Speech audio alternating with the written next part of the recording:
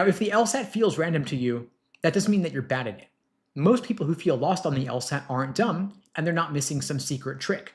They're just approaching the LSAT the wrong way. Because the LSAT isn't testing how smart you are.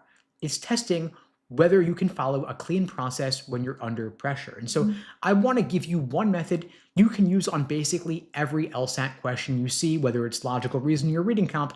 I want you to use the same mindset. Those are the only sections on the exam.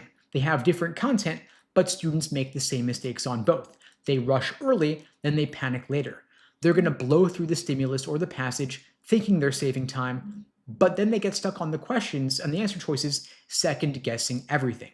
And high scorers do the opposite. They slow down early. They understand what's going on, and then they move quickly when it actually matters. Now, the reason most LSAT advice doesn't work is because it treats the symptoms, not the causes. Let's say you miss a flaw question, so someone tells you to memorize flaw types. You miss inference questions, so somebody gives you inference-specific tricks. But that's not the real problem. The real problem is shallow understanding. If you don't really understand the stimulus or the passage, the answer choices run the show. They sound tempting and they pull you in different directions. And if you do understand it, the choices get way easier to deal with. That's why the method I'm going to share with you is front-loaded. You do the thinking once up front instead of trying to think 5 different times in the answer. Now, these are the only 3 steps you need for logical reasoning. First, you understand and engage with every single sentence. Then, you tear the argument apart. And third, you predict before you look. This is regardless of the question types or reading the question stem first or the gimmicks. Those are the only 3 steps you got to take. And if you do those in order, the right answer stops feeling mysterious and the wrong answers start feeling kind of obvious. So let's get into the specifics. Step 1, you understand and engage with every sentence. This is where most people lose points quietly. Not because they can't read, but because they skim.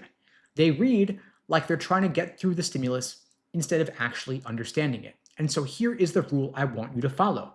You don't move on from a sentence until you understand it, like you actually understand it. Then after each sentence, you react to it. You either agree with it, or you question it, or you're skeptical about it, and you notice if something feels unclear. And when you engage, you remember what you read. And when you remember it, you stay in control. And when you're in control, timing gets better on its own. If you don't understand the stimulus, the answer choices feel like noise. If you do understand it, the answers feel pre-sorted. Now, step 2, we tear the argument apart. Once you understand what they're saying, your job changes. Because now you are skeptical, you're critical, you are not taking what they say at face value. Most logical reasoning questions contain an argument, and your default assumption should always be, this is probably wrong, and your job is to figure out why. You want to look for the gap between the evidence and the conclusion. You want to look for what they're assuming without saying, and you want to look for alternate explanations they've ignored. So if the stimulus says X happened, so Y caused it, your brain should automatically go, okay, so what else could cause Y? If it says studies show A, therefore we should do B, you should ask, do those studies actually justify that move? You don't want to admire the argument, you want to pick it apart. And the LSAT isn't subtle about this. The arguments are meant to be flawed by design. They will always contain a gap. Now, the third step is you predict before you look. And this is the step that most people skip, but it's a huge mistake. Before you read any answer choices, I want you to pause and predict and ask yourself, what would fix this? What would weaken this? What assumption is holding this together? And your prediction doesn't have to have fancy wording. You just got to say something like, they're assuming no other cause exists, or they're assuming this sample applies to everyone, and that's enough. And that way, when you go to the answers, you're not guessing. You're comparing them. You're asking, which answer actually does the job I already know needs to be done? So let's take an example. Quote, cities that build more bike lanes tend to have less traffic congestion. Therefore, expanding bike lanes is the most effective way to reduce traffic. The first sentence has a correlation. The second sentence makes a causal leap. So what's the problem? They're assuming bike lanes caused the reduction, and they're ignoring other factors like public transit, city size, or population density.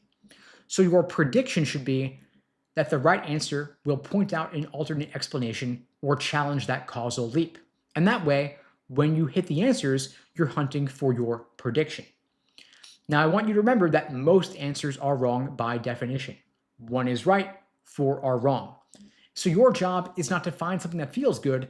Your job is to eliminate the junk answers. They're either too strong, they're too weak, they're off topic, or they restate something that's technically true, but useless. And if it doesn't address your predicted gap, it's probably out. Now, in reading comp, it's the same idea with a different focus. It might feel harder because it's longer, but the process is actually simpler. Again, we've got 3 steps for reading comp. First, you understand and engage with every single sentence. Second, you track what the author actually thinks. And third, you summarize before the questions. So first step is you read actively, not quickly. If you rush the passage, you're setting yourself up to struggle. Most people skim, then they spend all the question time bouncing back and forth trying to find specific lines, and that is exhausting. High scorers read more slowly up front, but only once. If you don't understand the question, you reread it right away. If you don't understand a sentence, you also reread it right away, and that is you being efficient. Second step is, what does the author think? And that is the key to reading comp. After each paragraph, you ask, what is the author doing here? Do they agree? Do they disagree? Are they reporting somebody else's view? You're reading here not for information or for facts, but for perspective.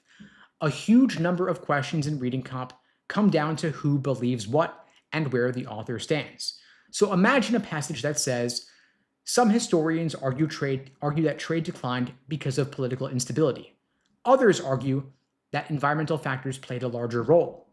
Recent evidence suggests climate shifts disrupted agriculture, indirectly weakening trade. So let's ask, what do you know already? First, there are competing views, and the author leans toward the environmental explanation. So this way, before you see a single question, you already have the structure. Then step 3, you want to summarize before you get to the questions. So when you read the passage, you stop and you pause, and you summarize it in your own words. What's the topic? What's the main point? What's the author's opinion or their viewpoint? And once you do that, you're pretty much good and you know what the main point question is going to be. You are just going to then confirm your understanding. So to make this stick, for the next week, I want you to stop worrying about timing. On logical reasoning, you slow down, you translate each sentence, you ID the conclusion, you state the gap, and you predict. Then on reading comp, you read slower than might feel comfortable at first glance. You track the author's opinion. Then you summarize their viewpoint before you get to the questions. Speed's going to come later, but accuracy first and foremost. The accuracy will create the speed. Now, the LSAT isn't random, but it just punishes rushing and rewards your discipline. It comes down to understanding what the passage actually says.